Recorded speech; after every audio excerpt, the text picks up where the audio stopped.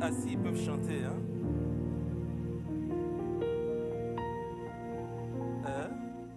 Symphonie, même assis, ils peuvent chanter. Qui est content de jeûner? Qui va jeûner pendant ces 14 jours, 2 semaines? Ouais, c'est rien, quoi, c'est léger. Comme dirait quelqu'un, oh, c'est léger, 14 jours, c'est léger. Est-ce qu'on est nombreux à jeûner pendant ces 14 jours? Je sais que tous Symphonie, on va jeûner. Ça, c'est... L'accueil, vous êtes avec nous? En jeûne, 14 jours? Donc, l'accueil va jeûner. Le multimédia, vous êtes là? On est prêt? Très bien. Bon, maintenant, dans l'assemblée, demande juste aux voisins, est-ce que tu vas jeûner? Non, disons-nous vrai, est-ce que tu vas jeûner? Même une journée. Essaie même de minuit à 12 heures. On te donne le droit de rompre à midi, quoi. À midi, 1 minute, tu peux rompre. Mais tu risques d'être surpris d'arriver à 21 heures sans manger ni boire. Et dire, ouf, je l'ai fait. Oh, wow, Est-ce que nous allons tous jeûner?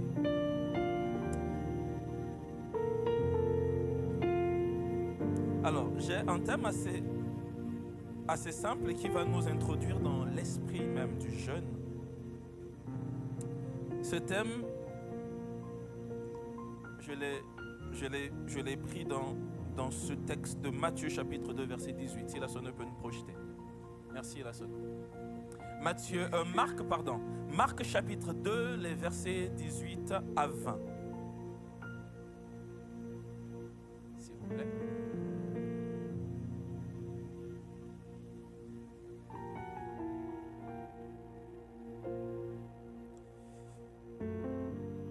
Ah, merci. La Bible dit, alors, est-ce qu'on peut remonter un tout petit peu au verset 17, s'il vous plaît? On va voir quelque chose. Verset 17, on va essayer quelque chose. Vous pouvez aussi cliquer dans vos Bibles. Très bien. Marc chapitre 2, exactement, verset 17. À partir du verset 17, la Bible dit ceci. Ce que Jésus ayant entendu, il leur dit, ce ne sont pas ceux qui se portent bien, qui ont besoin de médecins, mais les malades. Je ne suis pas venu appeler les justes, mais les pécheurs. Verset 18 maintenant, qui nous intéresse.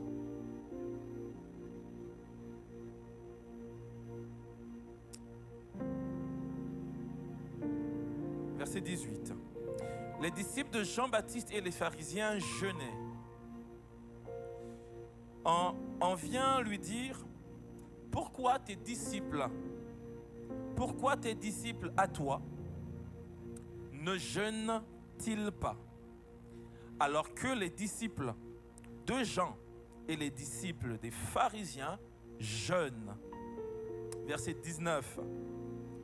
Jésus répondit, les amis du marié, d'autres versions diront les invités, les amis de l'époux, peuvent-ils jeûner pendant que l'époux, le marié, est avec eux? Aussi longtemps qu'ils ont avec eux l'époux, ils ne peuvent jeûner.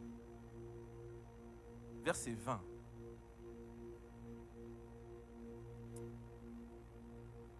Le verset 20 dit ceci, les jours viendront où l'époux leur sera enlevé. Et alors, ils jeûneront en ce jour-là. Et je vais lire dans Luc. Vous savez, Luc reprend le même récit en même temps. En fait, c'est un récit qui se trouve dans les 3 évangiles, dans les synoptiques. Luc chapitre 5, 33 à 39 dira ceci. Ils lui dirent, les disciples de Jean, comme ceux des pharisiens, jeûnent fréquemment. Ce n'est pas un jeûne en passant. Ils jeûnent fréquemment et font des prières, alors que les tiens, tes disciples, mangent et boivent. Eux, ils ne savent que manger et boire. Jésus leur dit, pouvez-vous faire jeûner les amis du marié, les amis de l'époux, pendant que le marié, donc l'époux, est avec eux? Les jours viendront où le marié et l'époux leur sera enlevé, alors ils jeûneront en ce jour-là. Matthieu chapitre 9, 14, 17, le même récit. Alors les disciples de Jean viennent lui demander, pourquoi tes disciples ne jeûnent-ils pas alors que nous et les pharisiens nous jeûnons souvent? Il y a une période de l'année où nous savons que c'est consacré. Ah, je suis content de voir Élise. Où nous savons que c'est consacré pour le jeûne. Et quand cette période arrive, nous et les pharisiens, nous jeûnons. Jésus leur répondit, les amis du marié peuvent-ils être en deuil tant que le marié ou l'époux est avec eux? Les jours viendront où le marié ou l'époux leur sera enlevé, alors ils jeûneront. Amen. Alors j'ai un thème assez simple et ça va s'afficher tout à l'heure, dans un instant. C'est maintenant l'heure de jeûner. Alors c'est maintenant l'heure de jeûner. C'est ça, c'est juste ça le petit thème. L'heure de jeûner. Vous savez, on a beaucoup mangé. Et il arrive souvent après avoir, vous savez, les fourmis savent bien le faire. Une période de l'année, pendant une période de l'année, les fourmis savent aller se cacher. Et l'heure aussi est venue pour nous d'aller jeûner. Mais vraiment de jeûner. Jésus se trouve devant une grosse question. Hein? Vraiment, c'est une grosse question. Pourquoi tes disciples à toi ne jeûnent-ils pas alors que les disciples de Jean, les disciples des pharisiens, jeûnent?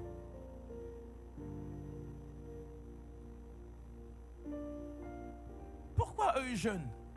Mais pourquoi pas tes disciples? Alors la première chose que nous allons essayer de faire, c'est chercher à comprendre de quel jeûne il s'agit. Parce que c'est vrai, ils jeûnent. Ils se privent. Les disciples de Jean, ils jeûnent. Ils se privent. Les disciples des pharisiens aussi font le même exercice. Et pendant une période bien définie.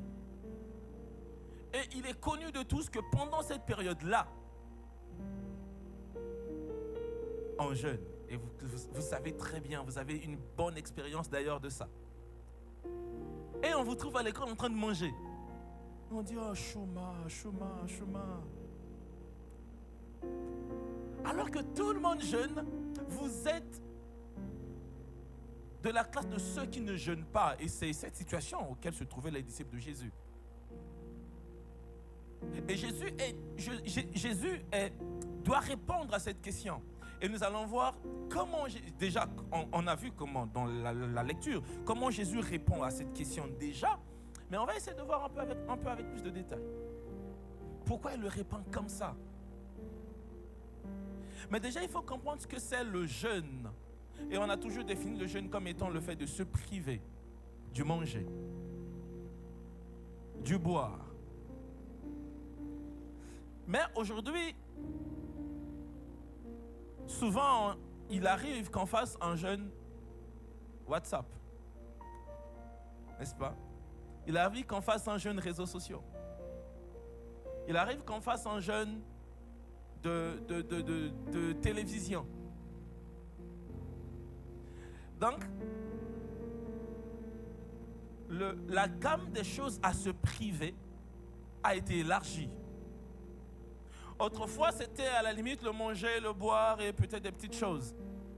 Mais de nos jours, en fait, la gamme s'est élargie. On a ajouté WhatsApp, Facebook, les écrans, et bien toute autre chose, les divertissements, les voyages. Vous savez, si quelqu'un vous dit je jeûne des voyages, donc ça veut dire en fait que cette personne Beaucoup voyagé, vraiment. Vous voyez? Mais en fait, le jeûne est défini comme étant une volonté personnelle de privation de certaines choses qui sont utiles au corps et qui viennent souvent donner, quoique donnant vie au corps, mais souvent viennent aussi pour alourdir ce corps. Et rassurez-vous, il n'y a pas que nous, chrétiens, qui jeûnons.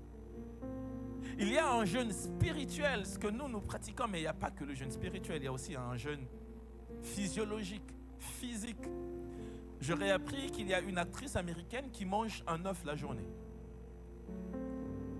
Elle est toute mince, elle est vraiment, c'est une miss, quoi, bien taillée, mais elle mange qu'un œuf la journée. Et en fait, elle est en mode jeûne continu. Mais son jeûne n'est pas spirituel. Son jeûne, c'est pour maintenir sa taille et son corps.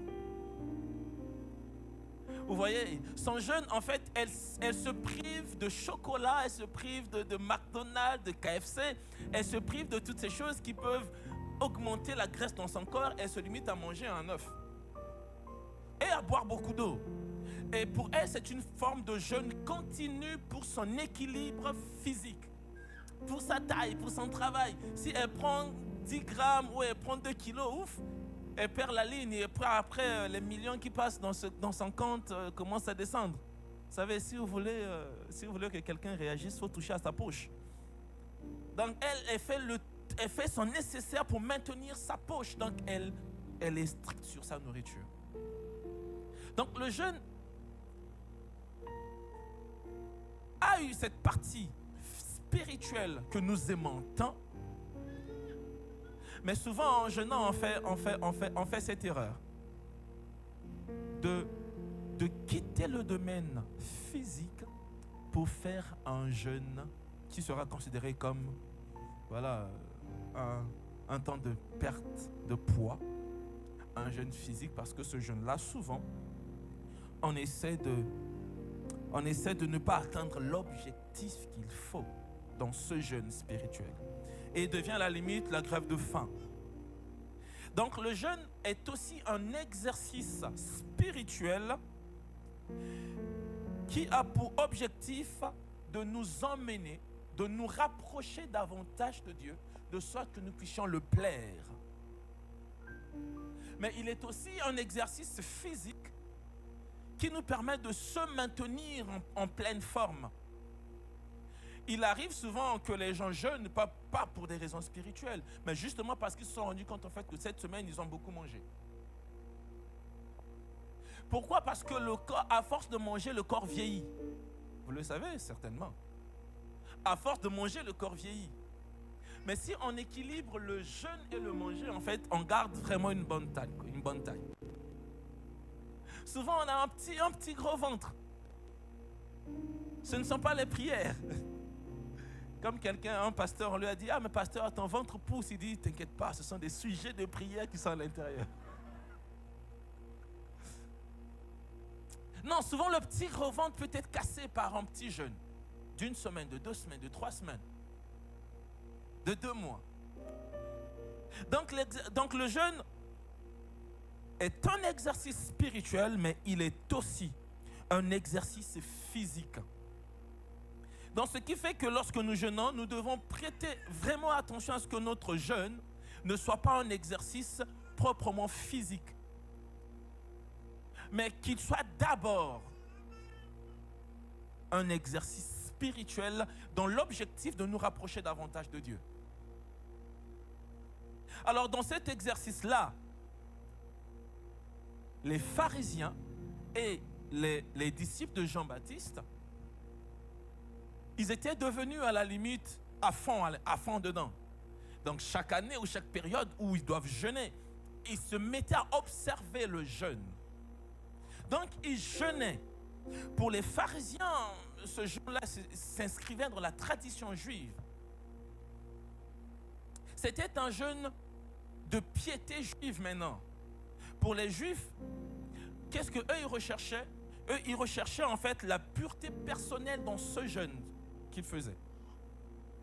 Non seulement la piété, ils cherchaient la pureté personnelle et voilà. Et ça devenait à la limite formel et ça perdait vraiment le sens profond d'un jeûne comme il se doit. Et ce jeûne pour les pharisiens devenait aussi un piège. Pourquoi? Parce que quelques-uns commençaient à s'enorgueillir. D'accord? Quand vous lirez, comment c'est quoi ce texte-là? Là où le pharisien est en train de dire, moi je jeûne, il se vantait à la limite des œuvres qu'il accomplissait. Et le jeûne des disciples de Jean, qui jeûnaient quasi à la même période, avait d'autres objectifs derrière. Et pour eux, c'était un jeûne dans l'attente du royaume, dans l'attente de la venue du Messie. Bon, ils ont ça en commun. Un jeûne dans l'attente de l'arrivée du Messie. Donc ils jeûnaient, ils se préparaient à ce que le Messie va venir. Alors un jeûne. Donc c'était un jeûne de préparation spirituelle dans l'espérance messianique pour les disciples de Jean-Baptiste, bien évidemment. Alors c'est là en fait que la réponse de Jésus trouve tout son sens. En fait, il demande aux disciples de Jésus de faire un jeûne dont l'objectif est d'attendre le Messie.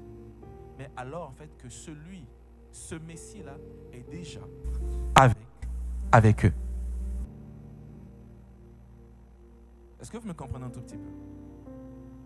En fait, les Juifs et les disciples de Jean-Baptiste demandent aux disciples de Jésus d'observer un jeûne qui est considéré, d'ailleurs, formel, un jeûne dans l'attente et dans l'espérance messianique. Maintenant, ils viennent dire au Seigneur, pourquoi tes disciples à toi, à la limite, ne se joignent pas à nous? Ou ne jeûnent pas à cette période-là? Et Jésus va répondre. Jésus va dire les amis de l'époux. Et on va revenir sur amis, qui n'est d'ailleurs pas l'expression employée en grec. Mais Jésus va dire les amis de l'époux. Peuvent-ils jeûner au moment où l'époux est avec eux? Mais c'est qui l'époux? C'est qui l'époux? Est-ce que la sonneuse peut nous projeter Ésaïe 54, verset 5? Verset 5 à 6. On va réellement voir c'est qui l'époux. Ésaïe chapitre 54, verset 5.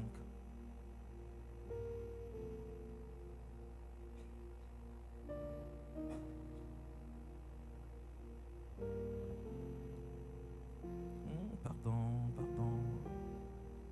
La sono, ça va?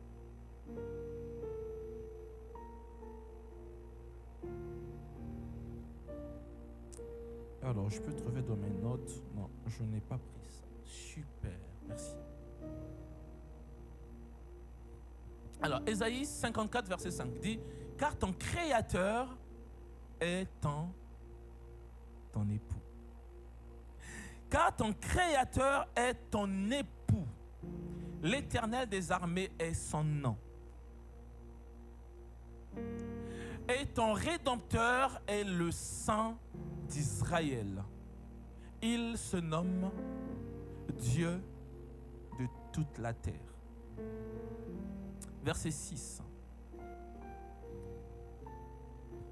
Car l'Éternel te rappelle comme une femme délaissée et au cœur attristé, comme une épouse de la jeunesse qui a été répudiée, dit ton Dieu.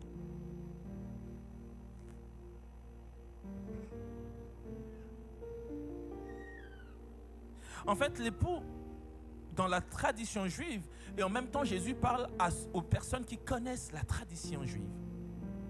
Et dans la tradition juive, lorsqu'on parle de l'époux, ça désigne souvent la relation de Dieu avec Israël. C'est pourquoi je lis ce texte. Quand on parle de l'époux, ça désigne souvent la relation que Dieu a avec Israël. Il est l'époux et Israël est l'épouse, comme dira Ésaïe 54. Donc c'est déjà ça l'époux. L'époux, en réalité, c'est Dieu lui-même. Et Jésus est l'incarnation divine, est l'incarnation de la personne divine au milieu des hommes. Donc c'est lui l'époux qui est au milieu de ses amis. Et Jésus va dire, est-ce que les amis de l'époux peuvent-ils jeûner au moment où l'époux est avec eux? Mais si nous rentrons alors dans la culture juive pour comprendre c'est qui, quand Jésus parle d'amis, c'est qui en fait l'ami? En fait, la version grecque ne parle vraiment pas de philos, qui est ami, mais parle plutôt des fils de la chambre nuptiale.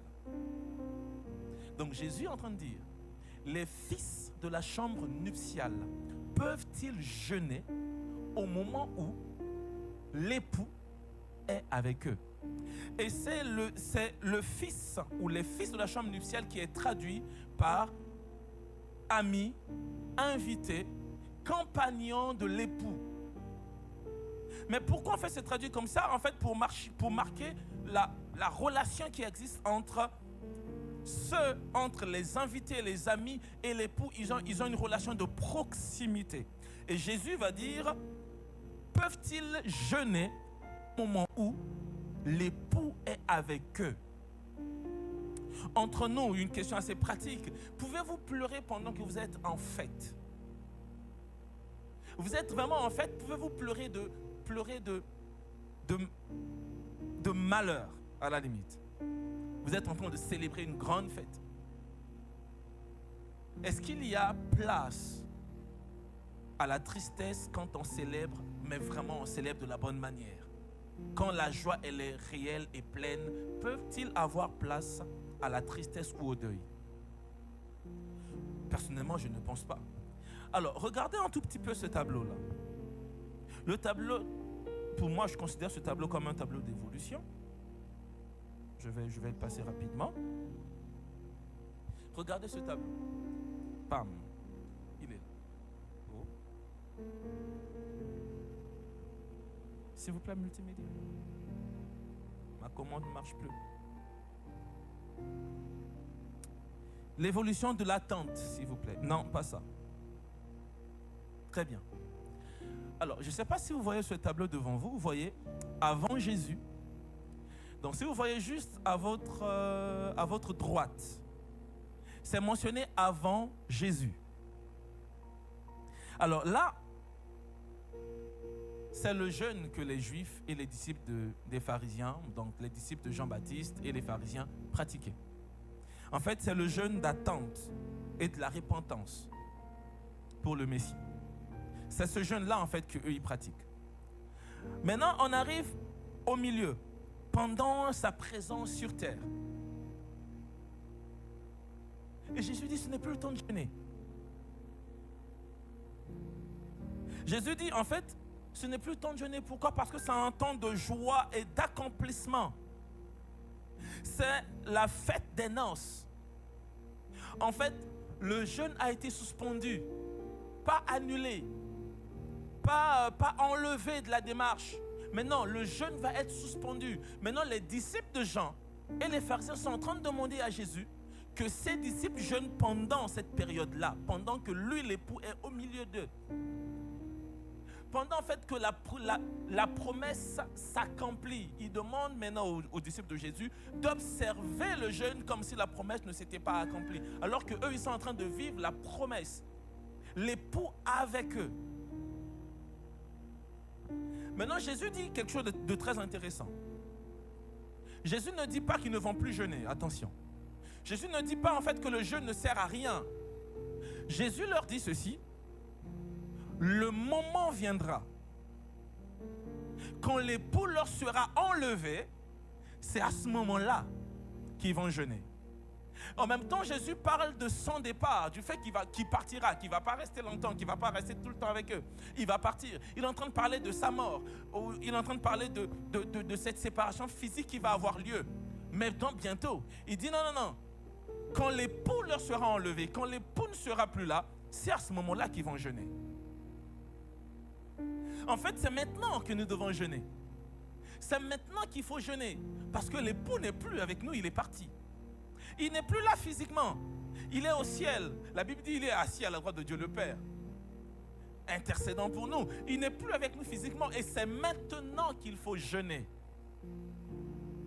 Et les pharisiens et les disciples de Jean-Baptiste voulaient retourner les choses.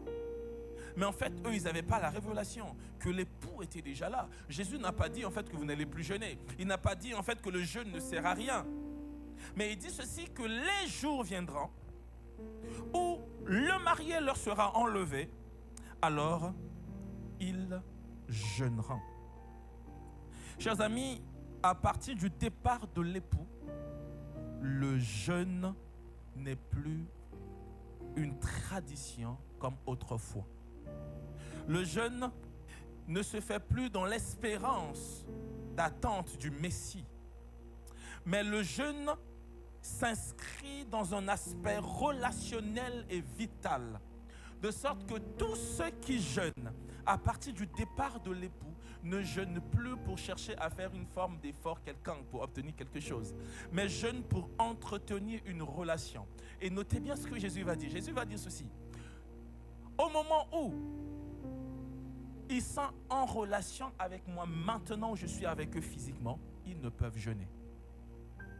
Mais quand je partirai, l'un des moyens pour eux d'entretenir une relation avec moi, ça sera via l'observation des jeûnes.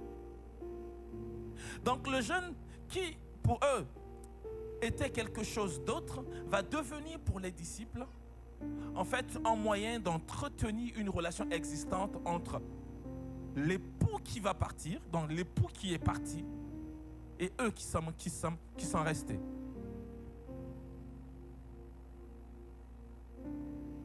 Alors, après avoir mis tout ce tableau pour que l'on comprenne pourquoi Jésus leur dit que maintenant, eux, ils ne peuvent pas jeûner. Mais c'était à eux, pas à nous. Moi, j'ai entendu les gens dire, non, nous, on ne jeûne plus parce que Jésus a déjà jeûné pour nous. J'ai entendu les gens dire, non, vous, vos histoires de jeûne là, nous, dans notre église, on ne jeûne plus parce que Jésus a tout accompli. Il a fait ses 40 jours de jeûne, c'est fini et nous, on ne jeûne plus. Je vous dis vrai, j'ai entendu les gens dire ça. Est-ce que vous aussi, vous l'avez entendu? Maintenant, si vous l'avez entendu, il faut dire à ces personnes, le jeûne, c'est maintenant qu'il faut jeûner. C'est maintenant qu'il faut jeûner. Pourquoi? Pourquoi jeûner? C'est là que ça devient intéressant. Pourquoi est-ce que je dois jeûner? Vous savez, tout à l'heure, dans le taxi, j'ai vu un frère marcher et je me suis rappelé d'une chose. Quand je marchais, quand on cherchait Dieu, quand on avait vraiment envie de voir Dieu. Et je me suis rappelé d'une chose, que ce n'est plus le cas aujourd'hui. Et ça m'a fait un mal, vraiment un mal. Parce qu'à cette époque-là, en fait, on marchait pour une relation avec Dieu. On jeûnait pour une relation. Et ce qui me fait mal aujourd'hui, c'est que nous jeûnons aujourd'hui pour chercher l'onction. Est-ce que Kenny peut m'apprêter ma table pour une petite expérience? Nous jeûnons pour chercher l'onction. Nous jeûnons pour chercher à guérir les malades. Nous jeûnons pour chercher à faire des choses extraordinaires. Je ne suis pas contre, attention. Nous jeûnons pour chercher une percée prophétique.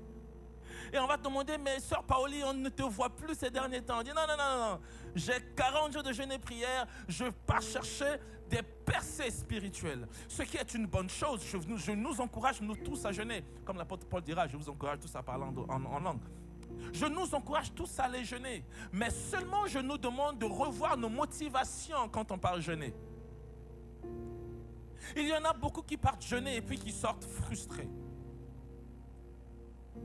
Ils sortent en fait à la limite, ils sont blessés à l'intérieur. Pourquoi? Parce que ce pourquoi ils sont allés jeûner, ils ne l'ont pas trouvé. Quand ils viennent parmi nous, ils sont les mêmes. Mais en fait, en réalité, le jeûne est censé faire quelque chose d'extraordinaire en nous. Le jeûne est censé faire quelque chose de beau. Pourquoi jeûner? La première raison, nous jeûnons pour entretenir une relation avec l'époux. Parce que l'époux va dire, le jour où, Kenny, tu peux rester? Le jour où l'époux ne sera plus là, ils vont jeûner. Alors le jeûne sera un moyen de les garder dans la présence de l'époux, dans la compagnie de l'époux. Mais moi j'ai vu les gens aller jeûner, prier, aller jeûner. Nous, bon, d'ailleurs moi-même je l'ai fait. Jeûner, prier, se priver, faire autant d'efforts pour avoir l'onction. Et chemin faisant, Dieu m'a fait comprendre une chose. Tout est dans la relation. Tout est dans la relation. Tu peux dire à ton ami, hein, tout est dans la relation. Vraiment, tout est dans la relation. Ça permet que tu le réveilles un tout petit peu s'il veut dormir. Tout est dans la relation. Alors, je vais prendre un verre. On va faire une expérience assez simple. Kenny, s'il te plaît, viens. Tu me tiens ce verre. Non, au-dessus. Voilà. Alors, voyez-vous, ça, c'est moi. Je ne suis pas un verre, mais c'est moi.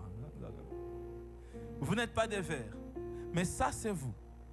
Ou ça, c'est Kenny, ça, c'est vous. Voilà. Maintenant, vous voyez, il est vide parce qu'il n'est pas en relation avec Dieu. Il est vide. Et Kenny se dit, Seigneur, j'ai envie que tu remplisses. Kenny ne demande pas l'onction. Kenny demande à Dieu une relation. Et cette relation le met devant Dieu. Et vous savez, chaque fois qu'on est dans la présence de Dieu, Dieu nous donne quelque chose de particulier. Il nous remplit de lui. La Bible dit que lorsque Jésus sort du jeûne, il sort rempli de puissance. Mais de puissance de qui? Pas de quoi? La puissance de l'esprit. Donc ça veut dire en fait qu'il est d'abord rempli d'esprit avant d'être rempli de puissance. Alors Kenny, il vient de la présence de Dieu, Dieu commence à le remplir. Kenny ne demande pas l'onction. Kenny demande juste, Seigneur, j'ai tellement besoin de toi, remplis-moi. Et Dieu le remplit. Kenny, Dieu le remplit. Il jeûne. Allez, là, Dieu l'a rempli. Kenny dit, non. Ce que tu me donnes là n'est pas suffisant. Il reste toujours en relation avec Dieu. Il reste toujours en relation avec Dieu. Et regardez ce que ça fait. Sans effort. Est-ce que Kenny fait des efforts pour que l'eau coule? Sans effort. Et ce qui coule, c'est quoi? Ce qui coule, c'est quoi? C'est la bénédiction. Ce sont des miracles. C'est l'onction. En fait, c'est tout ce que nous cherchons. Mais regardez comme c'est naturel. On n'a pas fait d'effort. Hein? En fait, la relation qui existe entre la carafe, c'est la carafe on dit, hein, d'accord? Entre la carafe et le verre, fait en sorte que l'eau est en train de couler et le verre étant rempli ne peut pas remplir et commence à déborder. Sans effort. Pourquoi? Parce que Kenny a fait de son mieux d'entretenir la relation entre lui et Dieu. Maintenant, Kenny dit, Seigneur, je ne te lâcherai pas. Malgré le fait, tu m'as béni, tu m'as tout donné, mais sache que ce n'est pas l'argent qui m'intéresse. Moi, tout ce que je veux, c'est être rempli. Et Kenny ne se remplit pas seulement chez lui à la maison. Kenny ne se remplit pas seulement chez lui à la maison. Mais Kenny se remplit et à force de se remplir, si vous constatez, les verres du bas sont en train de se remplir.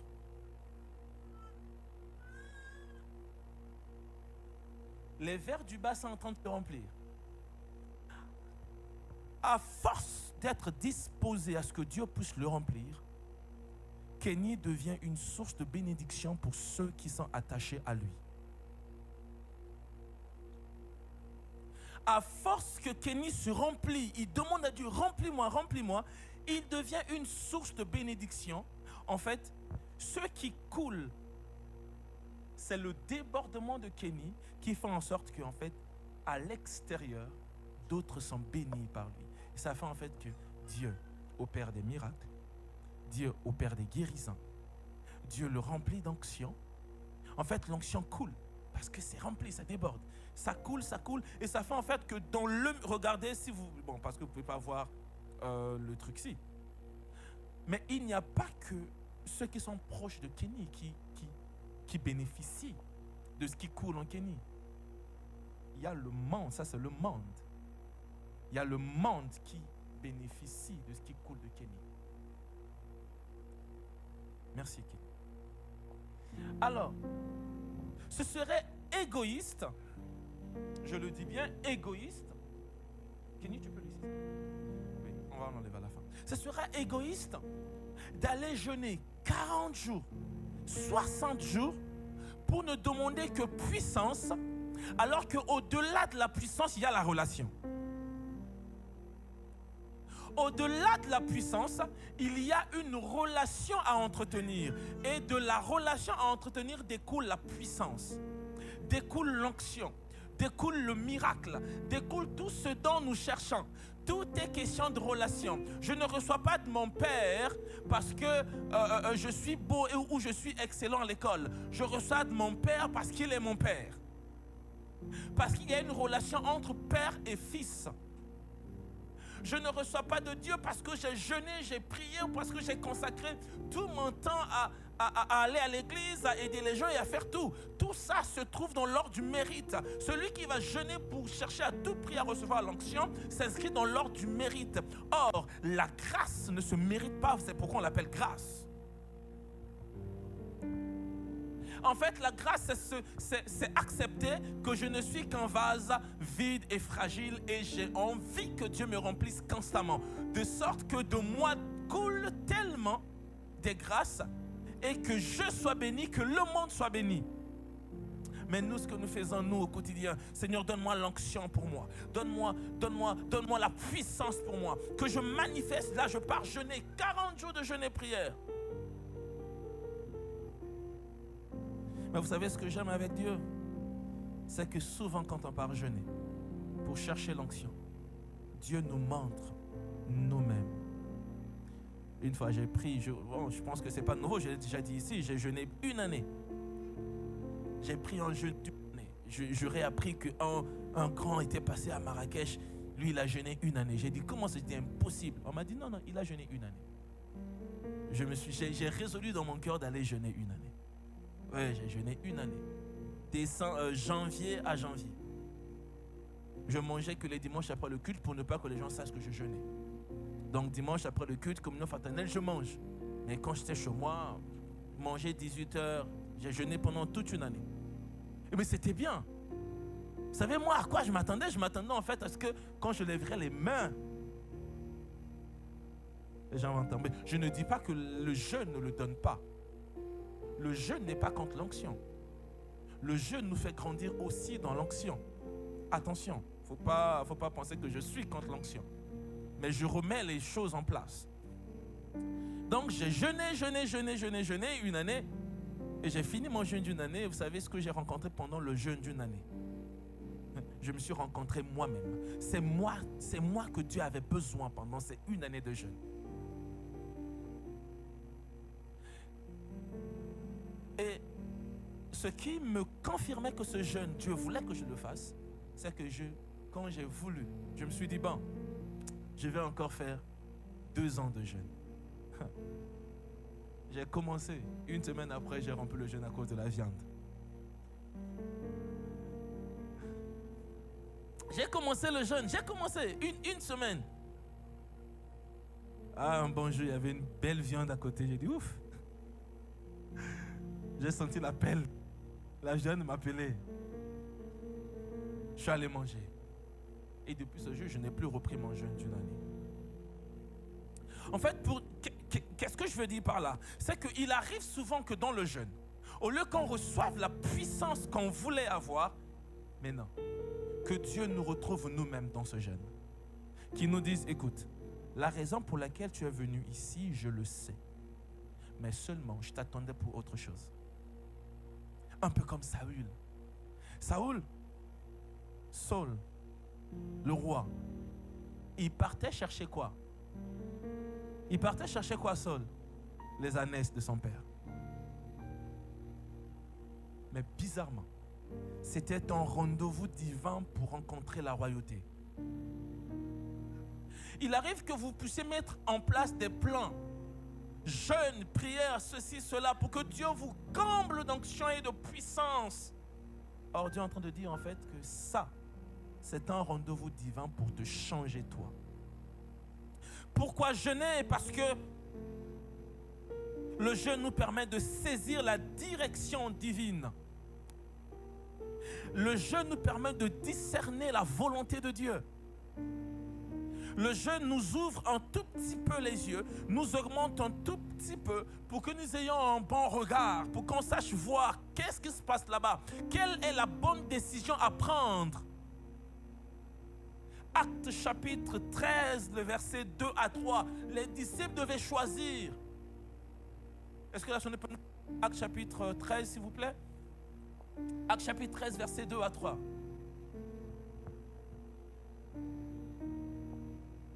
Vous savez, si on était au terrain de foot, vous devrez... J'allais avoir des minutes de récupération. Je dis ça, je ne dis rien. Merci. Pendant qu'ils servaient le Seigneur, regardez bien, pendant qu'ils servaient le Seigneur dans leur ministère et qu'ils jeûnaient, le Saint-Esprit dit, mettez-moi à part Barnabas et Saul pour l'œuvre à laquelle je les ai appelés. La Bible dit, pendant qu'ils servaient le Seigneur et dans leur ministère, ce service était accompagné de quoi? Du jeûne. Le Saint-Esprit dit, mettez-moi à part Barnabas et Saul. Verset 3. S'il vous plaît. Alors après avoir jeûné et prié, ils leur imposèrent les mains et les laissèrent partir. Vous savez, le jeûne nous amplifie un tout petit peu pour que nos décisions, pour que notre discernement ne soit pas juste terre à terre. Pour qu'on entre un tout petit peu dans la sphère de l'esprit, pour voir exactement sur quoi est-ce que je dois faire peser ma décision. Ça affine le discernement. Il arrive que vous avez une décision importante à prendre et vous n'arrivez pas à prendre cela. Pourquoi? Parce que vous êtes là, émotion par là, peur par là. Prenez un temps de jeûne. Demandez au Seigneur, je veux ta volonté. Et ta volonté m'aidera à discerner ce qui est bon pour moi. Le jeûne vous prédispose à entendre Dieu pour vous, pour l'Église et pour Dieu lui-même. Mais moi, ce qui me fait mal, c'est que j'ai vu des gens aller jeûner. Et quand je leur demande, qu'est-ce que Dieu te dit pour toi-même? Vous savez, les gens qui viennent nous donner des prophéties, hein, ils viennent, j'aime bien ces gens, j'aime bien les... Ils viennent et disent, non, mon frère, Dieu m'a dit. Je dis, ok. Mais qu'est-ce que Dieu t'a dit sur ton mauvais comportement là? Il t'a rien dit là-dessus? Ah mais oui, mais avant d'écouter Dieu pour les autres, souvent écoutons Dieu pour nous-mêmes. Qu'est-ce que Dieu te dit à toi sur le mensonge que tu donnes chaque fois? C'est vrai, tu sers Dieu, tu es honnête, mais il y a un petit mensonge qui est là. Tu allais jeûner 40 jours. Qu'est-ce que Dieu te dit à propos de ça? Heureusement, ce n'est pas ici dans notre belle église, mais c'est loin là-bas chez les voisins. Heureusement. Mon frère, je priais, Dieu m'a montré ça. Gloire au Seigneur. Amen, mon frère, c'est vrai. Ce que tu dis, ce que Dieu te dit, c'est vrai. Mais, entre nous, est-ce que Dieu ne t'a pas aussi dit, écoute, ce truc-là, tu dois l'abandonner? Mais en fait, comme on sait que ça, là, les gens ne savent pas, c'est entre Dieu et nous. Seigneur, écoute, je vais abandonner l'année prochaine, mais donne-moi d'abord un peu d'onction. On dit là un peu, et puis, ok, mais on ne se moque pas de Dieu, les amis. On ne se moque pas de Dieu. La Bible dit, ce qu'un homme aura semé, il le moissonnera. On ne se moque pas de Dieu. Pourquoi jeûner? Pourquoi? Parce que le jeûne aiguise notre éveil spirituel. Le jeûne nous garde éveillés. Le jeûne nous permet de rester éveillés. Vous savez, ce monde est rempli de choses, visibles comme invisibles. Ce monde est régi par des esprits visibles comme invisibles. Et il nous faut être quoi? Éveillés. Mais regardez nos églises aujourd'hui, nous sommes tous chrétiens. Mais regardez comment on dort. On dort à l'église, on dort au travail, on dort à l'école. Et après, quand on se réveille, on dit je suis la tête et non la queue. Non, mon cher. Tu as dormi tout ce temps. Et quand tu te réveilles, tu dis je suis la tête et non la queue. Mon cher, tu as dormi. Tous on a dormi. Regardez ce que Matthieu 26, 41 dit. Merci la sonne. Matthieu 26, 41. Je suis arrivé vers la fin. Je tends pour terminer. Ce nom, c'est vous qui bouffez mes secondes. Hein? Matthieu 26, chapitre, verset 41, s'il vous plaît.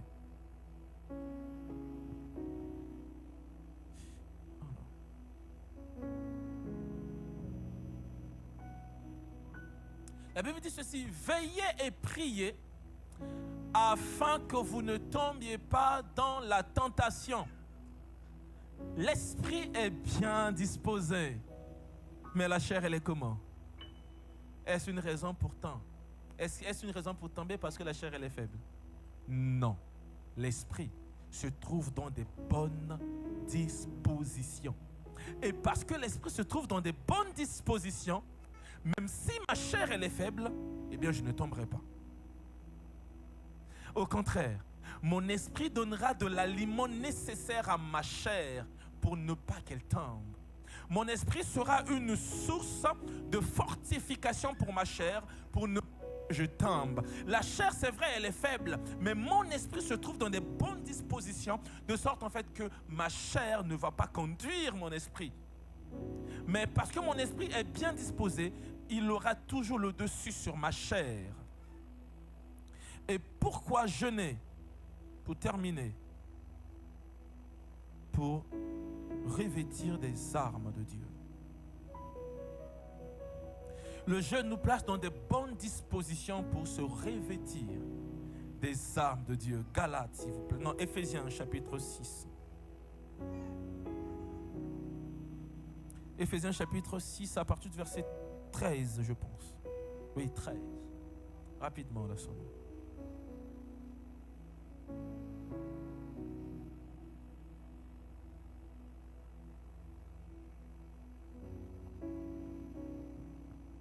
À partir du verset 10, pardon. On remonte un peu en fait au verset 10.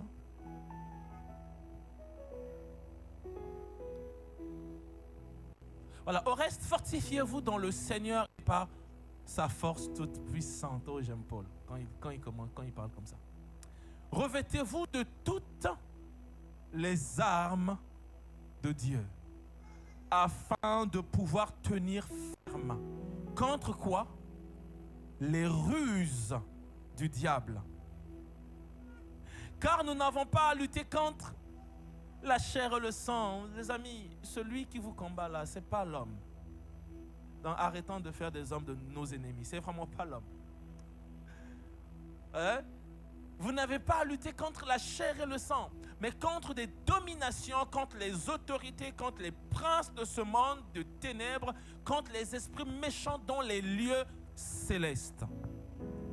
C'est pourquoi prenez donc les armes de Dieu afin de pouvoir résister dans les mauvais jours et tenir ferme après avoir tout surmonté. Et là, le jeûne devient intéressant. Pourquoi? Parce que le jeûne nous dispose, nous prédispose à se revêtir des armes de Dieu.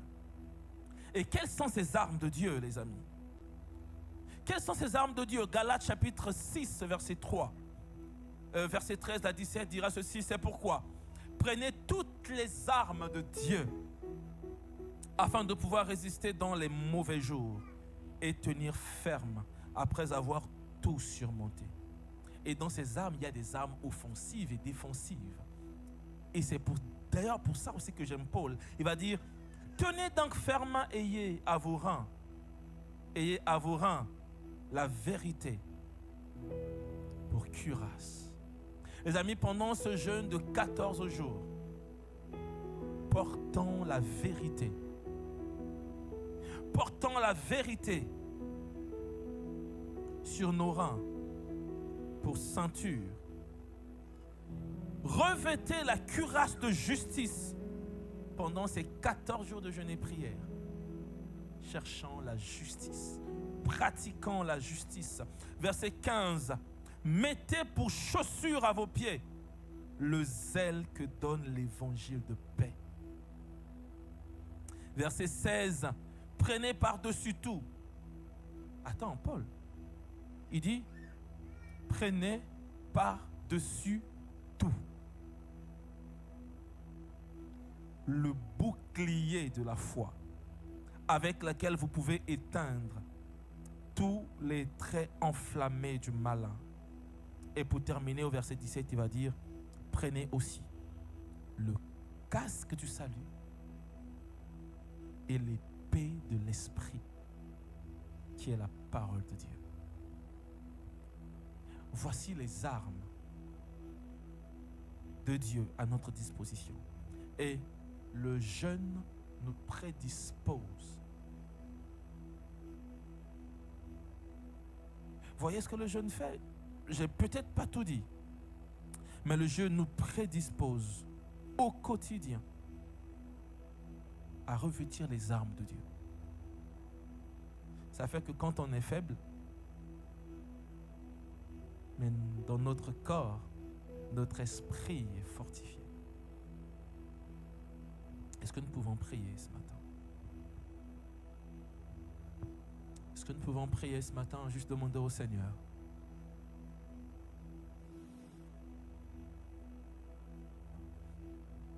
Si quelqu'un pense ou veut jeûner pendant ces 14 jours de jeûne et prière, et il se dit comment je vais arriver? J'ai bien envie de le faire, mais j'ai tant d'occupations. J'ai bien envie de le faire, mais je n'ai pas le temps. J'ai bien envie de le faire, mais je n'ai pas la force. Juste demander au Seigneur, donne-moi la force nécessaire pour jeûner. Donne-moi la force nécessaire pour prendre ce temps avec l'Église. Donne-moi la force nécessaire pour rester en communion d'esprit avec mes frères. Que ces 14 jours de jeûne et prière soient pour nous un temps relationnel, qualitatif avec Dieu. Que ce soit un temps de fortification. Que ce soit pour cette Église un temps de relèvement. Au nom de Jésus. Que ce soit pour cette Église un temps du surnaturel. Un temps où les dents seront affinées. Un temps où l'onction du Saint-Esprit sera expérimentée. Dans le nom de Jésus. Père, que ce soit un temps où les malades seront guéris. Que ce soit un temps où tu vas visiter, relever, affermir, affiner les projets des uns et des autres. Un temps où tu rendras prospères ces hommes et femmes qui entreprennent. Dans le nom de Jésus. Père, que ce soit un temps de surprise, mais des surprises inattendues, des bonnes surprises inattendues. Si tu es en attente de certaines choses de la part de Dieu, je t'invite à prendre ce temps de jeûne. Si tu es en attente des décisions, des contacts et de tout ce qui va avec, je t'exhorte de prendre ce temps de jeûne. Et d'un commun accord avec l'Église, la grâce de Dieu sera visible parce que nous voulons aller chercher Dieu. Nous voulons aller à la rencontre de Dieu parce qu'il nous a déjà trouvés. Nous voulons aller à la rencontre de celui qui nous a trouvés en premier. C'est pourquoi nous voulons jeûner. Et je prie au nom de Jésus. Seigneur, fortifie chacun. Fortifie l'Église. Fortifie les frères et sœurs qui ont pris cette décision de jeûner pendant ces 14 jours de jeûne et prière. Dans le nom de Jésus. Amen.